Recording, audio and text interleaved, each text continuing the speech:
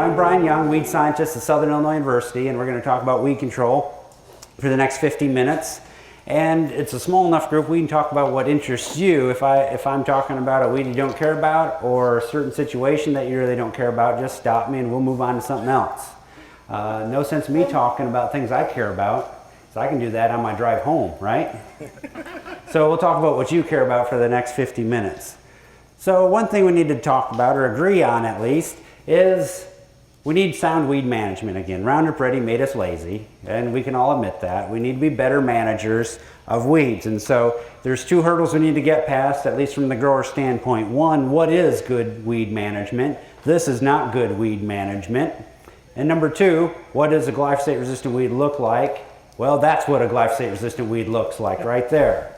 After you spray a couple applications of glyphosate, and it still looks like that, thank you, there's a good chance it's glyphosate resistant. I had one grower in another group say, how can you tell if you have a herbicide-resistant weed? Well, it can be difficult. You know, frankly, if you've controlled it before, but you didn't control it this time, it's a good chance it's a herbicide-resistant weed, especially if it's been confirmed in local areas, you know, county over or the next state over. It's a possibility. The other indicator is if you have dead plants next to plants that weren't even touched hardly. Now, it gets a little bit more difficult. Anybody hear of PPO-resistant water hemp? PPO-resistant water hemp. That's water hemp resistant to cobra, Flexstar, blazer. You've heard of it? Have you seen it? Your neighbors? Yeah. No, go ahead, blame the neighbors. Neighbors. Always the neighbors. Neighbors field. And so that is one where you will get initial weed response. It'll be burned a little bit, but eventually it'll grow right through the top still. Well, that can happen if you just spray cobra too late, right? On too big of a weed. So there's a fine line. I actually tested myself. I didn't mean to, but it turned out to be that. We had a field that we knew we had PPO-resistant water hemp, sprayed it with cobra, rated it, and tried to determine resistant plant, susceptible plant, resistant plant, susceptible. Then we took leaf samples, did the DNA test to see if it had the mutation for PPO resistance. I was only right about 60% of the time. So it wasn't that good. So for PPO resistance, it's not night and day. And for glyphosate resistance, I would say it's not night and day either, because you have different levels of resistance. Now for resistance to atrazine or ALS inhibiting herbicides, it is yes or no, night or day. You control them or you don't, one or the other. But for glyphosate, for PPO herbicides, HPPD inhibiting herbicides, it's more of a gray area. Low level resistance where it doesn't work quite as good, and that's where you get tempted, I'll just jack up the rate because it's cheap. But then you just get more resistance. So it's already there, you just select for more when you increase the rate. So that's mare's tail. Mare's tail is the #1 phone call that I get through June 15th, regardless of the year. So nobody talks about water hemp. June 16th, we start talking about water hemp, it seems like. So mare's tail, even though we've had it in Illinois and throughout the US since 2000, we still don't know how to manage it on a consistent basis. We have the tools, but sometimes the weather dictates how good we were at doing that control mechanism or measure. The #1 phone call I had last year when we don't control mare's tail prior to planting soybeans was actually in tilled fields. Can you imagine? It's where we use this thing called vertical till, which is not a weed removal tool. It's more of a weed disturber, more of an annoyance to mare's tail. And so the #1 call, or #1 problem we had last year for mare's tail was where we used vertical till, thought we were going to control it with the tillage operation, but it survived, and then the beans were up, and so was the mare's tail, and it was mad. That was the #1 phone call. So we need to control that stuff earlier on. All right, water hemp. So that's water hemp. That's a lot of water hemp, and that's the first time the grower acknowledged that they might have a problem. Right. So the epiphany came about a year too late. That's with 100 ounces of Power Max applied, but half of it was free.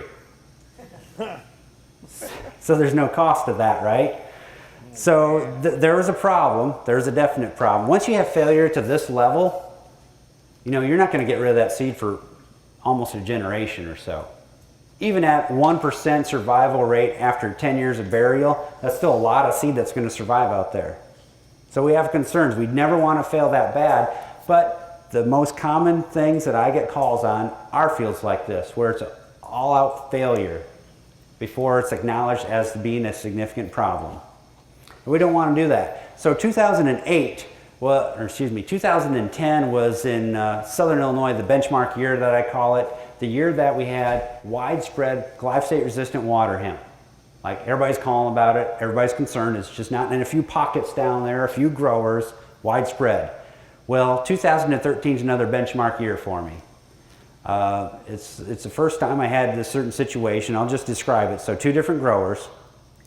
One applied a residual herbicide, came back with prefix because he had some water hemp escapes, actually quite a bit of rain on the prefix, so a few water hemp escapes, and that didn't control it. Prefix and glyphosate, I should say. Came back with Roundup and Cobra, that didn't control it. Okay, so that's his situation. Another grower just said that he had residual herbicide, followed by Flexstar GT, didn't control the water hemp. So, if you fail and you've used glyphosate and a PPO inhibiting herbicide, what do? That's right, you can't do anything. You do nothing. But fortunately for for both growers, it's early enough in the season, it was still June 15th in Southern Illinois, disc up the field and try again. Because there's nothing else we can do with that crop for this year. Now the good news, there might be some herbicide left in the soil, not enough, but then you have to wonder, well, what herbicides can you apply? You already used as much as you can use in a single calendar year for some of those herbicides. So it's very difficult. So this is the first year that I've had to recommend a grower actually till under their soybean crop because of water hemp. Now we've had that for Palmer amaranth in the south. We've had it for Palmer amaranth in Illinois, where they've mowed down the field, they did not harvest. Now we have it for water hemp in Illinois. Now you might be saying, well, I'm not from those parts, but you're probably also thinking, you know, we managed this easier 5 years ago for me, and it's getting progressively worse. That's what happened down in my area too. It's gotten progressively worse. Very quickly, it's gotten progressively worse. So that's water hemp. Palmer amaranth, well, yeah, this is going to be enough palmer to limit yield in this field.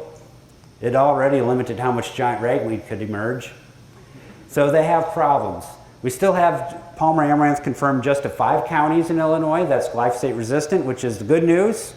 However, this year I do expect it to expand a little bit, and by 2000 and I'm throwing out a wild guess here, 2015, I would anticipate we have probably about 20 counties with glyphosate resistant Palmer amaranth in Illinois, just because we're not doing anything to stop the spread. Can anybody here say that they're doing something to stop the spread of glyphosate resistant Palmer amaranth? If you're spraying glyphosate, you're helping us select for more. Is anybody stopping the spread? Nobody's cleaning equipment. Nobody's limiting how much livestock feed is being moved, because we can blame some of the cottonseed hulls from Arkansas, bringing it up to some dairy operations being fed. Those trucks keep on coming. Nobody stopped them yet. So we can expect more problems. So it happens pretty quick. So here's some glyphosate-resistant Palmer amaranth and some corn. So atrazine still works on this population. Collinsville, Illinois is about 10 minutes east of the St. Louis Arch. So in 2009, this grower didn't have any problem with this weed species. 2009. That's recent even for you young guys, right? That's recent. 2010, they had a few amaranth escapes. And I say amaranth because, well, I thought they were just like red root pigweed or water hemp. You didn't know. Just assumed it looks like a pigweed, must be a general pigweed. But no, it was Palmer amaranth. And so how many of you have had a field where you just, maybe it was harvested and you had a few amaranthus out there, red root pigweed or water hemp? Yeah, big deal. It's a big deal if it's this one though, which looks similar to those, but it's a whole lot different in terms of the beast. So 2009, a few escapes were commercial for his harvest operation. Yeah, big deal. You know, it's just a weed that I've had before. Here's 2011 on the same grower field, and they applied 100 ounces of Power Max on this. There's mare's tail right there, by the way. But he had some significant seed production. Notice the tree and the building in the background. And this is the clean part of the field. That's 2012, where he planted soybeans. And you know what he did? He knew he had resistance the year before, So what's the first thing a grower does or anybody might recommend for managing a glyphosate resistant weed? What's the first response? Is there anything I can add to my Roundup to make it work better, right? Tank mix. They added Cobra. They did. They had some that was 2 inches tall, some that was 6 to 8 inches tall. They controlled maybe some of the 2-inchers, but not many of the others. So they did a tank mix. What do you do after that fails? Spray Roundup and Cobra again? No, you're wasting your money now. So they didn't harvest the field. So that's from 2009, no problem. Commercial complaint in 2011, 2012, no crop. Okay, so I've done talks and did surveys in various states. This one's from Michigan, but I think it's appropriate for today. I asked the growers in attendance, do your neighbors have fields infested with glyphosate-resistant weeds? Your neighbors. 48% of them said yes, my neighbors do have resistant weeds and probably bothers them a little bit. Then I asked them, do you have fields infested with glyphosate-resistant weeds? Anybody want to guess if that number is going to go up or down? Down, 40%.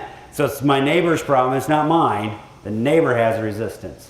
Why is that? Well, you as a grower can say, I didn't control this glyphosate because my rate was wrong, I sprayed too late, I didn't use enough carrier, I didn't get good coverage, it was dark that night, or it rained the very next day, or it was my birthday. Something went wrong with that application that you can explain, right? It was the stuff I bought from Rural King. I've had that. That was actually the first water hemp field that I showed you. He said, well, we used some Chinese glyphosate the year before, so I thought it was a formulation problem. Yeah, it was. He used the formulation of glyphosate. That was the problem. So those growers that had 1 to 10% infestation levels, they're saying, well, I just have a little bit, so it really doesn't count. Well, if you have 1 to 10% infestation levels of glyphosate resistance, it counts a lot. That's the most important time when you need to take action. So we're taking action way too late. Whether it's Palmer amaranth, mare's tail, or water hemp, action's being taken too late and we end up with train wrecks, and then we're salvaging the field and we have so much seed that's resistant in the seed bank that we're managing it for many, many years to come. That's our biggest issue right now. I won't even go through that one right now. I don't know, it's the 4th time, I'm kind of bored with it, so let's just move on to this one. This one is glyphosate was sprayed twice on this water hemp population. So it's the first year that a grower, gosh, I guess I have it, now it's looking okay, I guess. There's beans at least. Wow. Here's a half rate of a residual herbicide, a setup rate, foundation rate. You might feel good about that. You see the beans better, but some that toured the plots with me the other day noted, they said, hey, those water hemp plants look bigger and meaner. What did it do? Did it make the weeds more competitive? Well, it's a little bit misleading because there's so many weeds in there that they're competing with each other that they're shorter, so they don't have a lot of size to them. Here's the full rate of residual herbicide. So that does look better, and we would hope so. There's no such thing as season-long weed control, but all these were just followed up with glyphosate post-emergence on a resistant population. So I like these beans, but let's be serious. If you were to yield these end of season from your vantage point, which is a difficult vantage point right now, what's going to yield better, these or these? These, heck, if you remove the weeds, you might have some good yielding beans there versus this. Bushy, tall, they're about the same height. But I pulled some for you so you can see really what's going on in there. It's misleading how much competition does occur early in the season. So here's from glyphosate followed by glyphosate. A pod's about halfway up the plant, not very much branching at all on that plant either. It's just trying to grow up and survive. Here, this is the full rate of residual herbicide. We have a lot more girth on the stem. We have pods all the way up to the upper 4 nodes of the plant and pods forming on the branches. And look at seed development. I picked off the most mature pods or developed pods on the plant. Is this going to result in delayed harvest over here, where you didn't have good early season weed control? So delayed harvest and less yield. Well, who wants that? That's not good. So we have to think about sound weed management, protecting yield early, and then also all the resistant weed seed that's going to be harvested over here. So that's no fun. So we do have herbicide-resistant weeds, and I accept the fact that you have all varying levels of experience with glyphosate-resistant weeds. How many are battling glyphosate-resistant mare's tail? Okay, some. Has it been a problem for several years or started recently? 2 or 3 years now. 2 or 3 years? You don't have it licked? No? Yeah, that's a problem with the resistant weeds to glyphosate. There isn't one thing that you do that's going to solve the problem altogether. It's always, every year is a new adventure because the weather and environment will dictate how well you're going to control that species. The other thing we have is multiple herbicide resistance, which is resistance not just to one herbicide like glyphosate, but resistance to glyphosate, an ALS inhibiting herbicide, triazine herbicide like atrazine, and PPO inhibiting herbicides like Cobra and Flexstar. That's where we have a lot of challenges and problems. And this is increasing at a pretty steady rate over the last 30 years. Why is that? It's because more so today than ever, we rely on herbicides. We're chemically dependent. We don't use cultural weed management practices very often anymore. Row spacing seeding rate, what are we doing there in soybeans? Seeding rates going down, row spacing going out. That's negative cultural weed management practice. We're inviting more weeds to be a problem. And so the other thing, how about tillage? Less tillage. 1980, what percent of the US soybean acres are row cultivated? Yeah, I don't have a number there either. I was hoping somebody did, but a lot of them. I'll go with that one, a lot of them. I was part of that, I know. We raised sugar beets, dry beans, and corn, and we cultivated corn at least twice in Michigan back in 1980. So we're relying more on herbicides today more than ever. So we can expect and should expect more herbicide resistance and multiple herbicide resistance. We're asking them to do more than what they ever have before. So water hemp is one where we have this 4 mechanisms of action in one plant. Altogether, I think there's 6 modes of action that water hemp plants are resistant to. In Illinois, we just don't have them all stacked up in one plant yet, but that'll happen with time. And that's where we're concerned, because it's not just, well, I can't use glyphosate, I'll go back to some old herbicide. We have resistance to those old herbicides because there's no fitness penalty for that resistance to dissipate in the population. So, has anybody ever been to the Illinois Soybean Association website where we have this map of each county and the confirmed herbicide-resistant weed species for each county? You're not going to get this in Wisconsin, though. Just in Illinois, because our Soybean Association has funded it. So, has anybody? I'm not getting a high. Okay, me too. We're up to 4 now. Great. So it is a good website. So how valuable is it? This is where we generated all this data, the multiple herbicide resistance that we have in water hemp. If we just color code it, so it's not just resistance to glyphosate, but it's resistance to all these other herbicides. Now, don't feel good about yourself if you're in a white county. That just means that nobody probably submitted a sample for us to evaluate. This is just the confirmations that we've made, not all inclusive. Like, you shouldn't expect any problems in that county, whichever one that is. That's not what it says. That means that you're surrounded by it, so you probably have it. Now, here's the good news. We don't have resistance to glutamine synthesis inhibitors and seedling shoot inhibitors. That'd be like Liberty or dual type products. Well, so can anybody tell me if we've confirmed any resistance in the United States to the herbicide Liberty glufosinate? You might want to take a wild guess right now. Yes. Happens to be in California in orchards and Italian ryegrass. So, anyone want to tell me what the first confirmation of glyphosate resistance was in the U.S.? California Italian ryegrass. So we're headed down that road. And already in the south with glufosinate or Liberty applications on Palmer amaranth, they're having a lot of inconsistencies. The rate of Liberty that we're supposed to use today is 29 ounces for any water hemp in the field. 2 years ago, it was 22 ounces. That's changed. So these, we don't have resistance yet. We haven't abused them enough in the state of Illinois before we get there. The seedling shoot inhibitors, the dual type products, the Warrant, which is acetylchlor, same as Degree or Harness, I'm concerned there because we use those in corn. So we use them in corn and beans. It's a lot of selection pressure.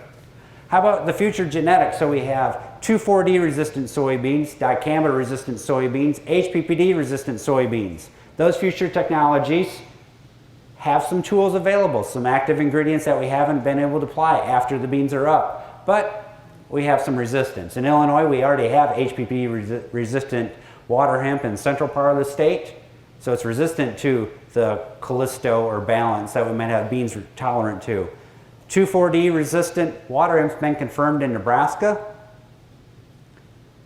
And if we look at our water hemp populations in Illinois, if I do research comparing dicamba and 2,4-D, in some years I might say that 2,4-D is stronger on my water hemp population than dicamba.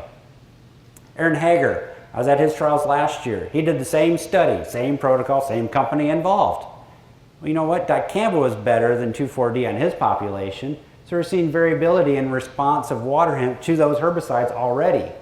And we know in Nebraska we have resistance to 2,4-D. So is that going to be a long-term solution? Probably not. It's going to be something that we can go to if we end up with some other problems though. So it can be part of the tool set in our toolbox, but it should not be the only tool that we're using, part of an overall systems approach. The other thing I would ask is, anybody use Cobra on water hemp recently or FlexStar? Scale of 1 to 10, 10 being the highest, what number would you give it? A 5 right now. I just sprayed last week, so. Ooh, a 5. Ooh. Looks like it damaged the beans worse than the water hemp. Ooh, I need to talk to you later. You ever host research on your farm? You never want a weed scientist to ask you to do research on your farm. Trust me, it's bad news for what you have. Anybody else use those herbicides recently? Okay, give me a number. 4 or 5. Okay, this is depressing now. The last group said is 8 or 9.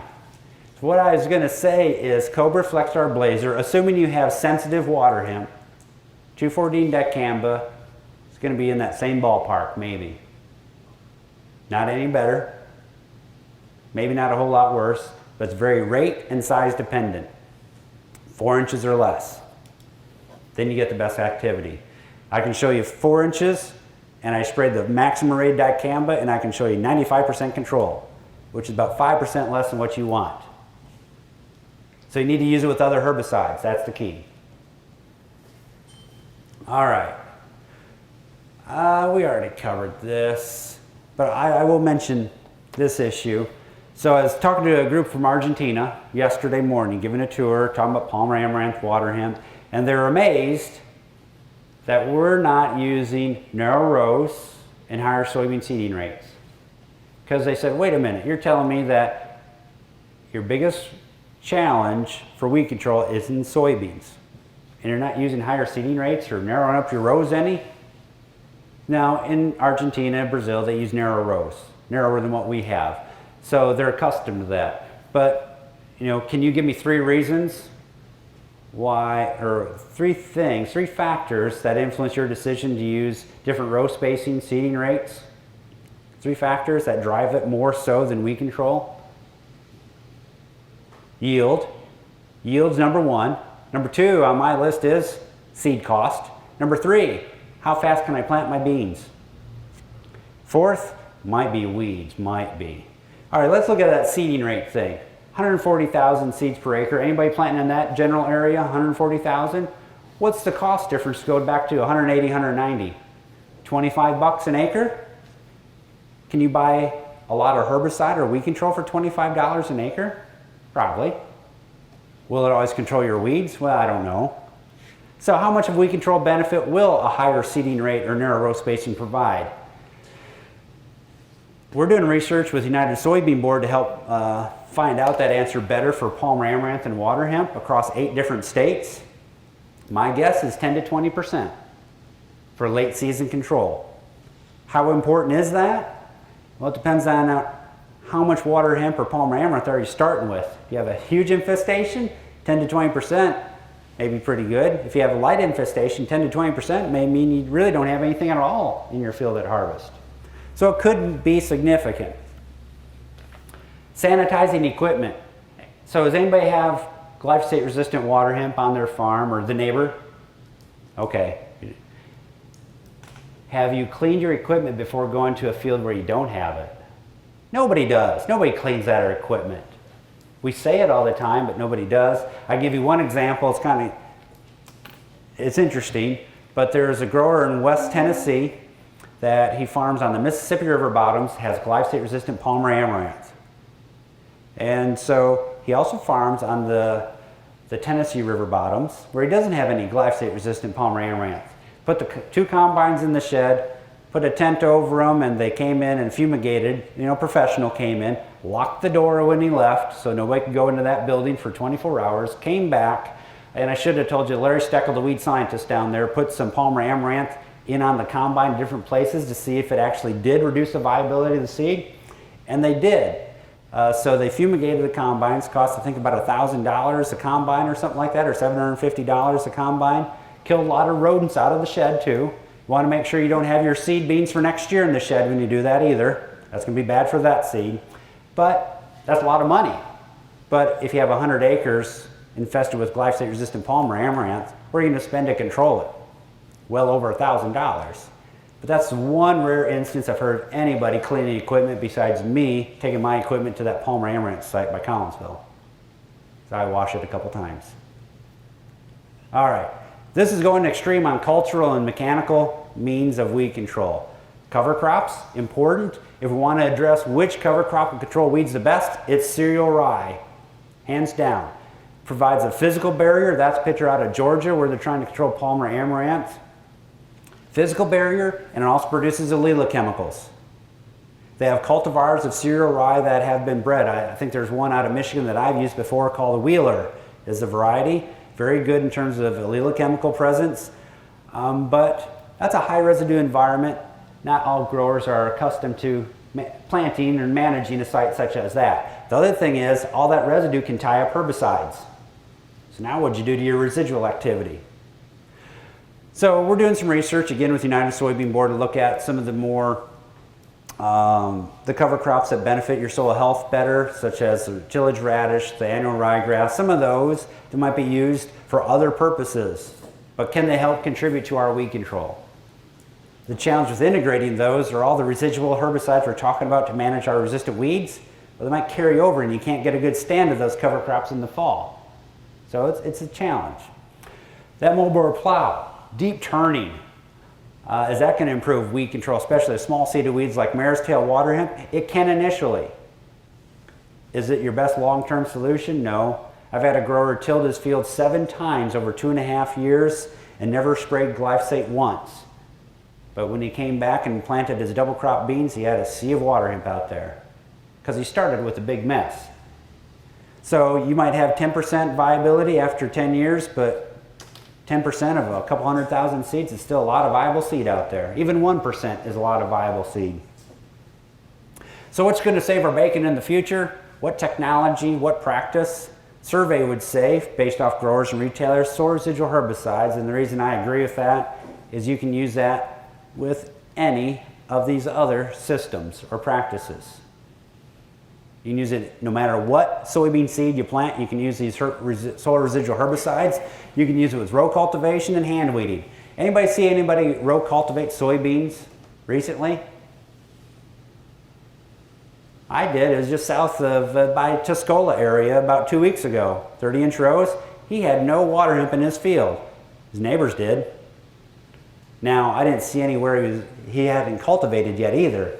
So maybe he's using a good herbicide program, but he had wide rows. Hand weeding, maybe if you're close to a college town or a big high school or somebody needing money. I don't see too many growers, they say, yeah, I'll just have it hand weeded. Not volunteering himself, but have it hand weeded.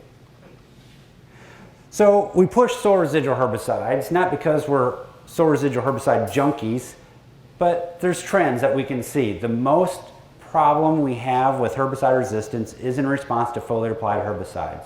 The post herbicides fail more often because of herbicide resistance. So why is that? Anybody have a good class on herbicides, weed control? They can suggest why the post emergence herbicides might fail more often, or why we don't fail as often with soil residual herbicides? No? They're small. There you go. When you use a soil residual herbicide, you're applying a high concentration that needs to last for several weeks. So it's a high concentration that overcomes a lot of resistance mechanisms as the seed is trying to germinate. So it doesn't kill a seed, it kills a germinating seedling is what it kills. So high concentration that overcomes the resistance mechanism. Now, that's one reason why. So we're applying a high concentration. The other reason is what happens when a soil residual herbicide fails. What do you do to correct that situation? You spray. So that seed that produced a plant that survived the soil residual herbicide, you spray it and kill it so that plant never does produce seed again, right? What happens if you fail with Cobra? You come back and spray Cobra again, or you mix it up and spray Flex Star. Same mode of action. So you're bound to get more resistance because you don't have as much of a control mechanism once you fail. So typically we clean up failed soil residual herbicides so they don't produce any seed. All right. So another reason why soil residual herbicides are important is because we're not going to have some of these herbicide-resistant crops, such as 2,4-D and dicamba, next year. It's been delayed. USDA has doing a special review, so don't plan on it until 2015 at the earliest. So the current herbicides you have available, there'll be next ones over the next 2 years too. So we're not going to have any new influx of technology. Maybe old active ingredients with different brand names on them, but no new modes of action that we're going to be able to integrate into soybeans. So, best recommendations I can give are pretty generic, but starting clean. And so, yes, I would recommend if somebody uses Roundup 2,4-D, they've stunted and almost killed their mare's tail, but it's not dead yet and they want to plant today, I'd say go ahead and spray Gramoxone and plant the beans, or spray Gramoxone shortly after you plant the beans before the beans come up. Once the beans come up, there's only one thing I can tell you. First rate at 0.4 of an ounce and 1.5 X-rate of glyphosate. That's the main recommendation you get out of Illinois, Indiana, Iowa, Ohio, Missouri, no matter what. That's the only thing you can do to be as effective as possible. So start clean. That might mean a fall application of a herbicide. It could mean an early spring pre-plant application, or it means good tillage operations. A couple cultivations might not be good tillage operations for weed control. It depends on how you're set up. And I've seen a single pass with a disc, not a very good disc, not be effective for mare's tail control. So good tillage operations actually remove weeds. Residual herbicides on all acres. It sounds like I'm trying to pollute the earth, but I'm not. Kind of like Sherwin-Williams, cover the earth or cover the world, whatever that is on their logo. We just need that because we have no faith, or at least I have no faith, that we can control weeds post-emergence. We have too much multiple herbicide resistance. Post-only programs. There's a grower in here today that said the applicator or retailer was supposed to apply residual herbicides to all soybeans. And he did apply it to that one soybean field, but the other fields didn't get sprayed. So it's not intentional, but we do end up with some fields that are post-emergence. Beans are up, weeds are up, no residual herbicide applied. There it's good luck because we don't have solutions. If you have glyphosate and PPO-resistant water hemp, it might be try again. You know, before you apply any herbicide, you just rip it up and try again. It sounds kind of doom and gloom, but reality is scary sometimes. Now, there's a progression, kind of like the progression in people using more than just glyphosate. There's also progression in adoption of residual herbicides and the rate of residual herbicides. Full rate residual herbicides are common in the southern half of the state, so southern third of the state. Now, what does that mean? That means that you get to see sprayer overlaps again. You get to see quarters of fields. Has anybody seen fields where it's evident that the soil residual herbicide was overlapped? I have. Because you can see it's a long line, about 90 feet long, and it just sat there for a while apparently, and there's no beans, it's bare soil. But what I also see is a field no water hemp. So what would I rather have? Some stunting on my beans in overlap areas, or some of this water hemp that we can't control post-emergence? I know which one would yield better, the one where we control the weeds to start. Now, this is a bad year for injury from things like Valor and Authority products or Envive. Good year for it because they had high rainfall. Now, one thing I can tell you is all the research that I've seen before, it's very acute effect. So it's not a chronic effect. As long as, let's say 3 weeks after you spray, you still have the soybean stand that you need for good maximum yield, you'll be fine. There should be no yield penalty. There shouldn't be a chronic effect where you see stunted plants, shortened plants, after flowering, really. But when you get into things such as Sencor, we have to get back to knowing which varieties are sensitive to Sencor, because we are injuring some beans with that as we max out the rates there. And we have to be concerned about some other herbicide chemistry too. But I like clean fields. So full rate residual herbicides, we can see where you have angular fields that it's easy to make applications and, or difficult to make applications and overlap. But here we have a full rate. It's not perfect, it's not season long, but there's smaller weeds and there's fewer of them, so I can control that better. Timing is also important. So who in here is controlling Maristil for the last few years for the first time? Anyone? One of the most common mistakes that we have is that you hear the message, control when it's 4 inches or less or 6 inches or less. So that means an early spring application. In some cases, we go for the Maristil burn down and we apply our water hemp residual at that same time for one pass burn down and residual. What happens if you let too much time pass when water hemp's not even a threat to germinate and you apply it 28 days ahead of soybean planting? Here's the same rate of residual herbicide applied 28 days ahead of planting, which is good for Maristil management, versus right at planting. So which one's the better $12 investment for water hemp control? There's this one right here. That one, I don't think I'd give you 12 bucks. I don't think I'd give you 5. I would have been better off just spray Roundup 2,4-D and be done with it. So application timing is important. And so one of the first mistakes we're making is we try to do everything all at once for a single application. We're not making 2 applications. Well, we're making 2 applications anymore. Fall application, early spring, followed by something at planting. That gives us the greatest consistency. Yeah? I've been using Valor XLT. Mm-hmm. Is there anything better for the mare's drought? And I use the fall burn down, but I'm just saying water hemp, big weed. Anything better for this area? Yes, so in terms of, for water hemp residual, there's 2 active ingredients that would be the best. The active ingredient in Valor products, flumioxazin, and then sulfentrazone, which is active in Authority type products. Those are the best. Now, we know that using those herbicides by themselves, we're going to have another flush of water hemp.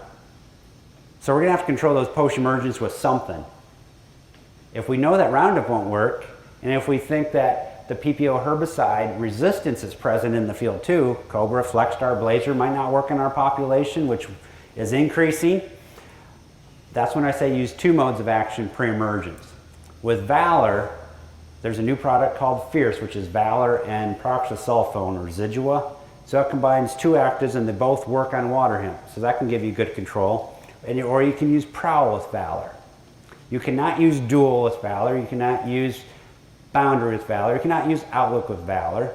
You cannot use, let's see. So in other words, what I'm getting at is Valor has limitations in terms of tank mixing. With Authority products, you can use a Boundary. You can use a Prowl. You can use a Zidua. You can use an Outlook. You have greater flexibility. So my recommendation, use 2 modes of action for soil residual. That's the strongest you can do. Then that still frees you up to come back post-emergence with some additional residual or foliar activity too. So that's what I typically have recommended in areas where they don't have faith in the glyphosate for sure and question the value of PPO inhibiting herbicide post-emergence. And I'll tell you right now that number one, and I'm not selling anything, but the number 1 product or program being sold in my geography on non-GMO acres and on many Roundup Ready acres where they know they have glyphosate and PPO resistant water hemp, full rate of Authority First plus the full rate of Boundary.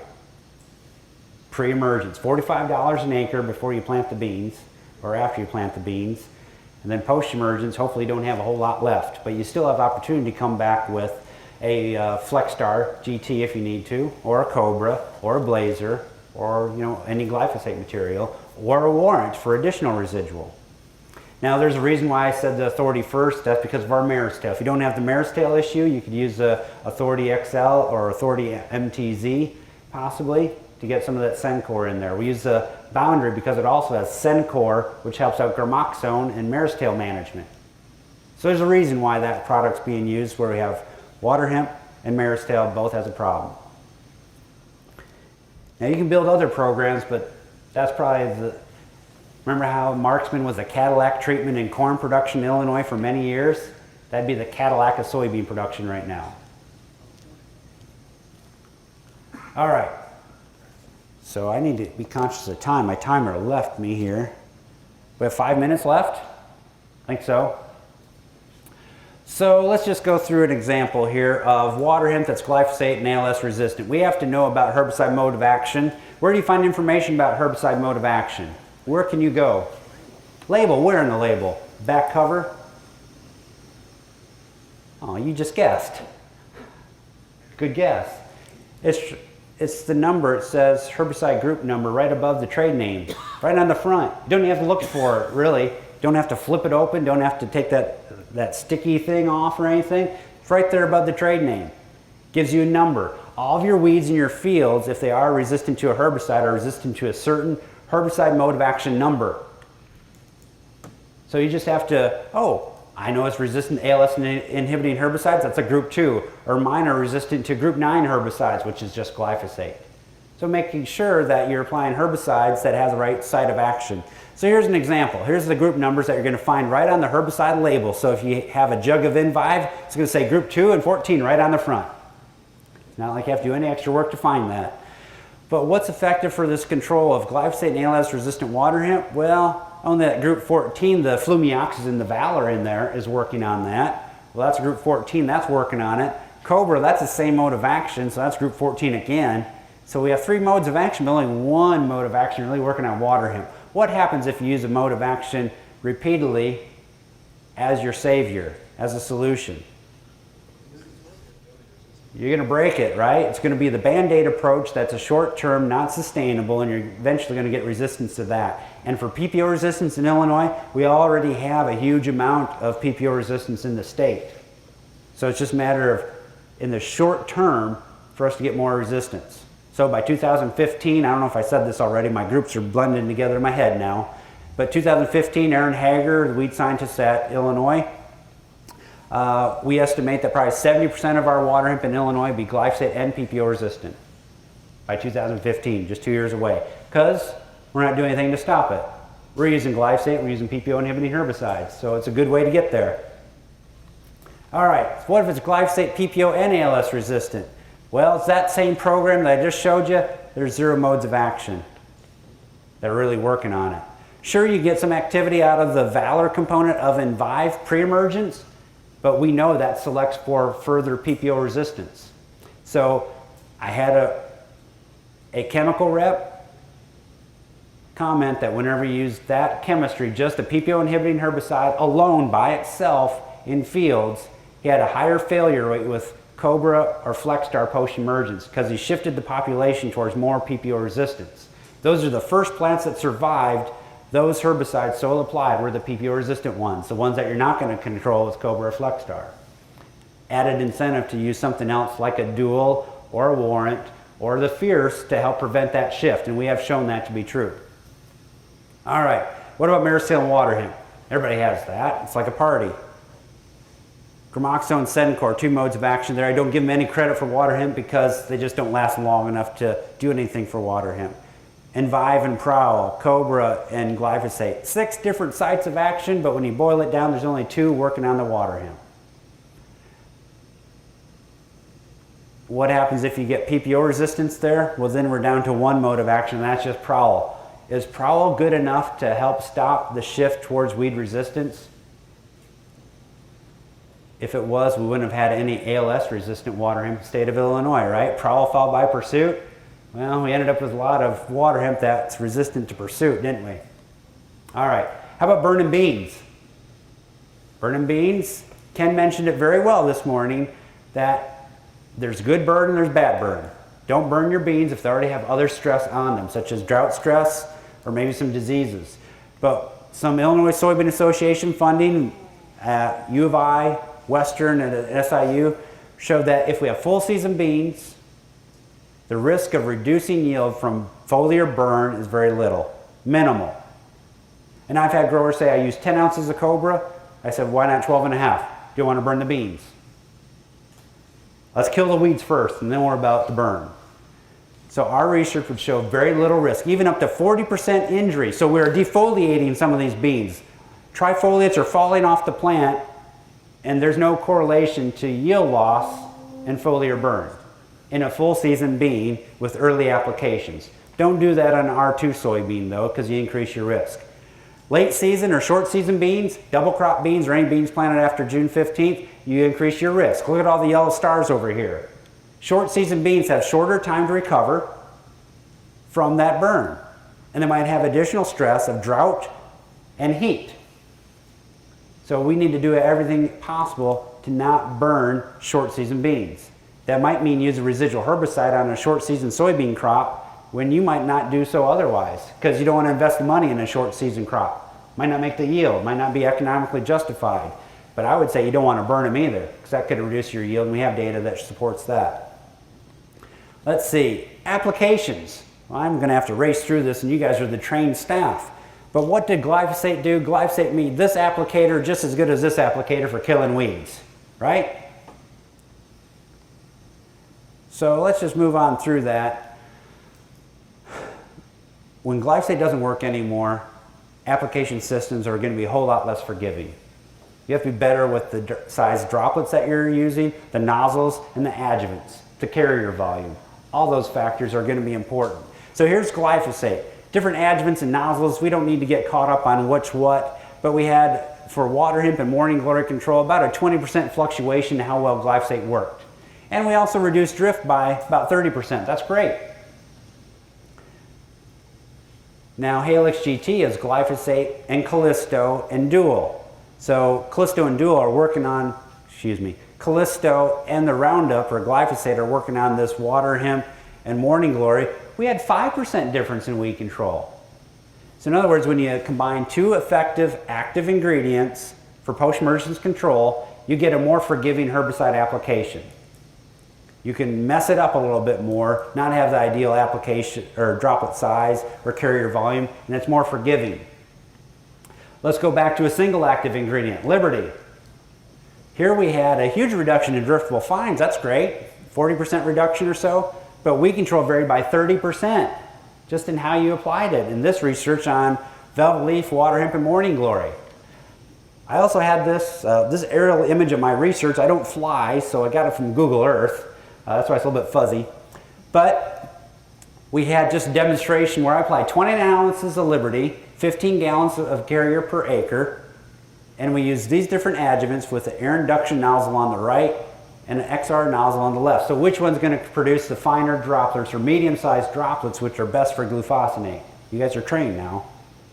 Which nozzle, the AI or the XR, is going to be best for glufosinate or Liberty? XR, right. Medium-sized droplets for the 04 nozzle, the red nozzle, should do better. And so here's our standard with your regular AMS. Does pretty good over here. This over here is an adjuvant with an air induction nozzle. Air induction nozzles are still pretty common, of course. That adjuvant's used quite a bit with glyphosate.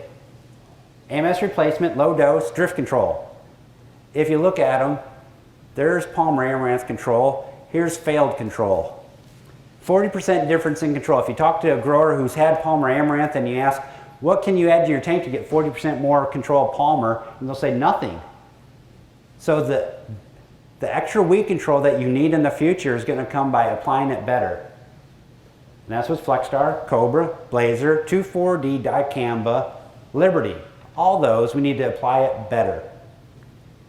So I won't go through some of those because I think my time is up, pretty much. So I'll just wrap it up by saying weed control is not going to get any easier. It's complex.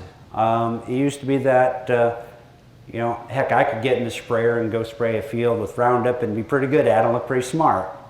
But now you have to have the right equipment, do it at the right time, use the right products to do so. And that's going to be more important moving forward because we are going to have more multiple resistance. We're going to have the spread of weeds that you haven't ever had on your field before, but all of a sudden they're there and they're resistant to Roundup and they're pretty aggressive.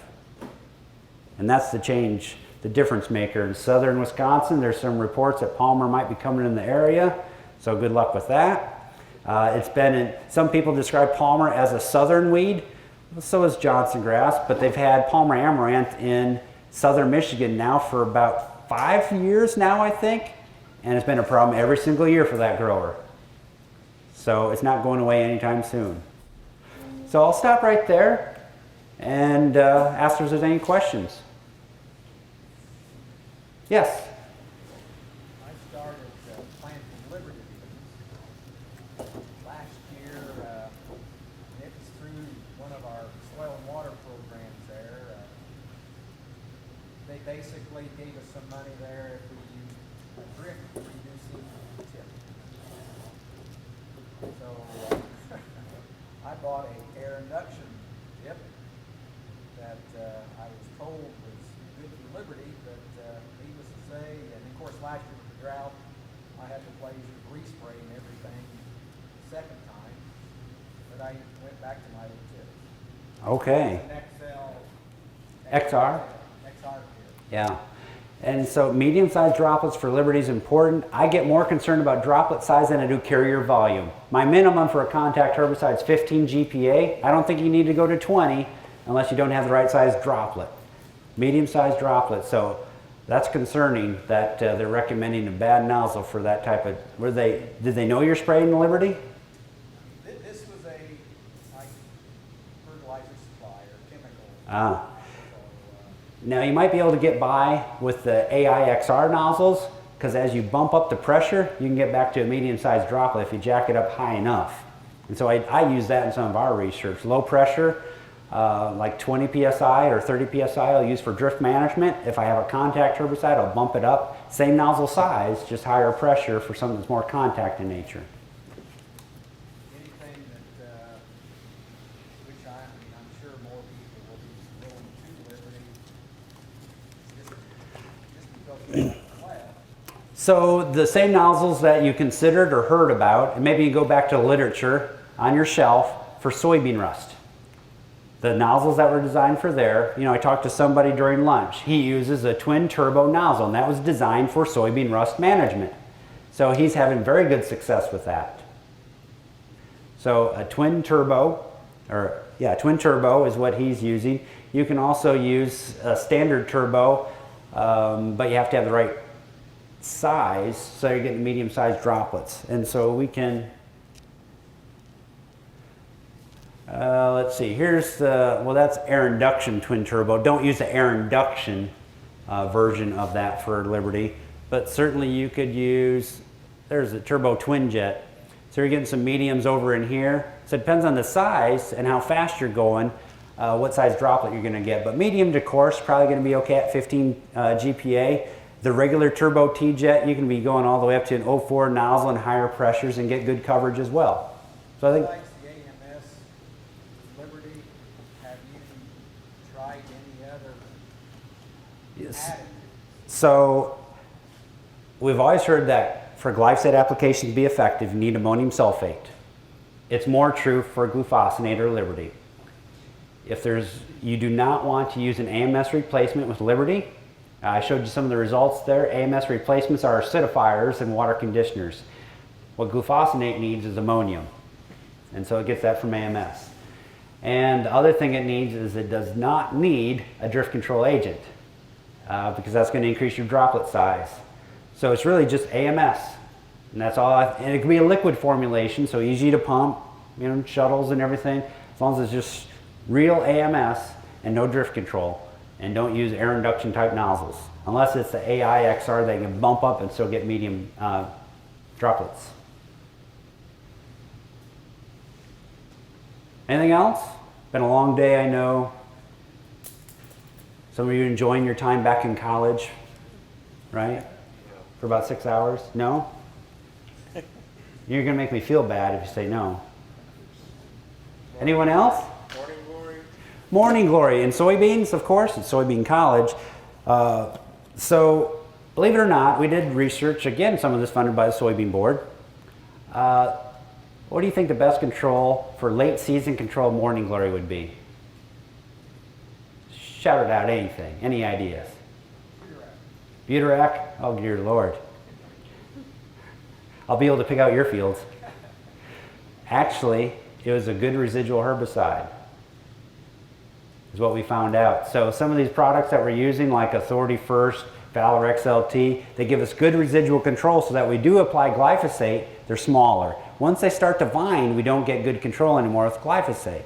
And we've added Butarac, we've added First Rate, we added AIM, we added Cobra and FlexStar for morning glory control, tank mixed with glyphosate, as well as just doubling the rate of Roundup to 44 ounces. The best control is soil residual herbicide followed by just plain old glyphosate, standard rate. No tank mix partner brought it up beyond a 2x rate of just glyphosate by itself. Now, some First Rate could have improved late season emergence because it's going to have some residual, but the best residual is the full load that we gave it pre-emergence. So I'm not going to tell you that FlexStar, Cobra, Blazer, or AIM, or even Cadet are any different from morning glory control. I'd say use any of them, but if you have water hemp out there, don't use the AIM or Cadet, use the FlexStar Cobra, don't use First Rate. So what's your experience though? What hasn't worked for you? What I just said? I've been using all those things. Nothing's working. Butarac. I mean, except Roundup. I don't have Roundup. Oh, okay. So good rate residual herbicide is the best you can do, and then come back with maybe some First Rate or maybe some Synchrony is going to help out on some of that morning glory, the classic that's in there. It's suppression. It's kind of like Nuts Edge. Nuts Edge you can hardly ever kill in one pass. Morning glory is tough to kill in one pass as well. Yeah. See the differences between like an NIS with ANS with the Roundup versus the new, the one jug of weather guards and things like that, as far as adjuvant? So the question is, do I see any difference between adding just the AMS or NIS compared to the, let's just say the high-end adjuvant products? Right, because the retailers don't want to just use the little jug of weather guards. Here you go. Versus the old where we used to just use AMS to utilize the water in that. And then do we get a better result with NIS with AMS? So if you have a fully loaded glyphosate product that you're using, the only benefit of adding additional surfactant is on lamb's quarter that I've seen. So tough to kill lamb's quarter early in the season when you have thick cuticles, cool temperatures, adding more surfactant. I haven't seen that in water hemp. Now, the adjuvant products on the market, and hopefully I'll get out of here after I say this, some of them are sold based off convenience and not performance. I've never seen anything better than straight AMS with glyphosate. Now you can pay 3 times as much for something that is an AMS replacement and not work as good, but it's convenient as hell. That doesn't kill anything though.